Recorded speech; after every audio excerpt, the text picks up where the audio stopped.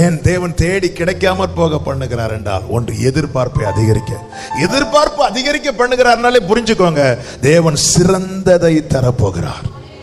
நம்புறவங்க சத்தமாமேன்னு சொல்லுங்க. இன்னைக்கு இந்த வார்த்தை எனக்கு தீர்க்க தரிசனமாவே பிடித்துக் கொள்ளுங்க. நீங்கள் உங்கள் எதிர்பார்ப்பை அதிகரிக்கவில்லை, அவர் உங்கள் எதிர்பார்ப்பை அதிகரிக்க பண்ணுகிறார். நான் காத்திருக்கவில்லை, அவர் என்னை காத்திருக்க பண்ணுகிறார். நான் தேடவில்லை, அவர் என்னை தேட பண்ணுகிறார்.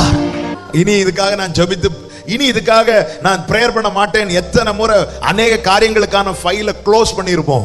சர்ச்சில் வரும்போது அல்லது தேவ சமூகத்தில் அமரும் போது ஆண்டவர் முதல்ல செய்யறது அந்த ஃபைலை தூசியை தட்டி அதை ஓபன் பண்ணி வை.